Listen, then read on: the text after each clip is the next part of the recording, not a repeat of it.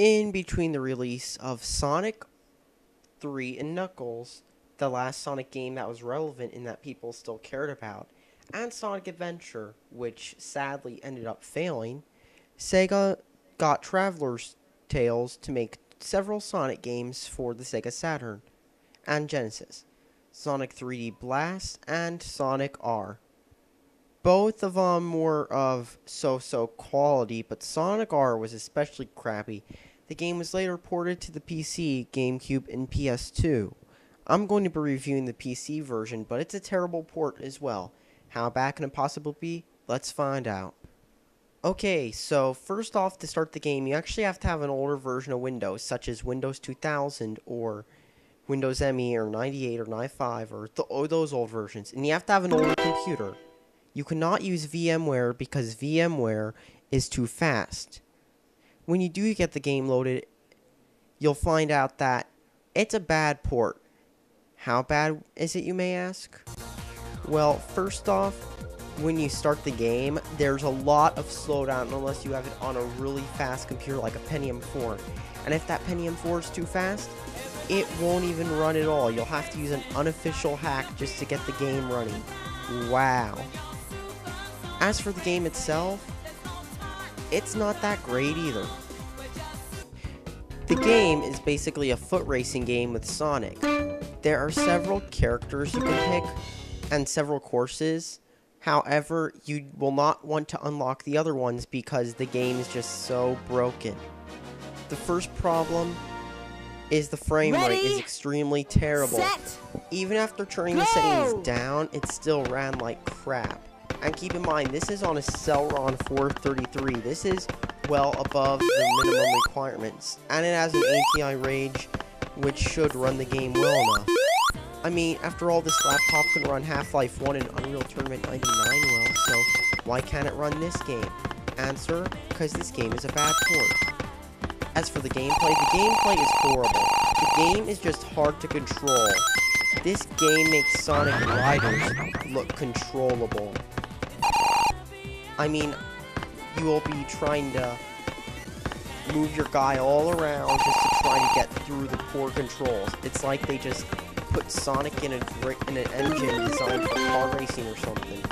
And let's not forget, putting snow makes the game incredibly easy. You can just walk across the ice and boom, you'll win every race. The game also has some problems with, well, the level layout. The level layout is horrible. The level layout was designed like a giant mess. You're trying to run around, trying to stay on course, but the level design just makes it so you'll get caught and stuff and stuck and stuff. Not only is the track design just horrible, but they also thought it was a good idea to put platforming. Not only will the camera not be able to keep up, but you will bounce off walls due to the way the engine was designed. I should have gone through that. It's obvious the people who made this game were not really intent on making a good racing game. And yeah, one more thing about the graphics. Not only do they run like crap, but they look like crap too. Sonic is extremely low polygon. The textures are pretty pixelated, even though this game was competing basically with Half-Life 1 and Unreal in graphics. I mean, and then it runs like crap. That's just a cherry on top. The game is just so poorly optimized, it looks like crap and plays like crap. Another thing I thought I'd mention is the soundtrack. It's kind of annoying, but it is worth a listen just to see what kind of crack they were smoking.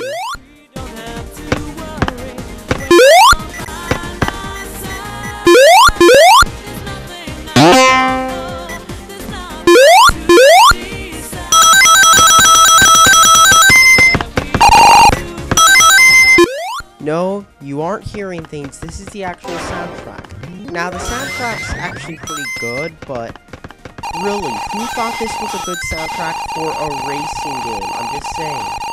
It sounds like generic 90s pop music number 1919. I mean, seriously. This is not a good choice for a racing game. This is a racing game with Sonic in it. This is not, can you feel the sunshine? Does it brighten up your day? set, The game also features two go! multiplayer modes. One is a local split screen mode, which I wonder why they put it on the PC. And the other one is basically, well, imagine LAN, but poorly implemented. The game has LAN, but there's no list. You actually have to punch the manual IP in.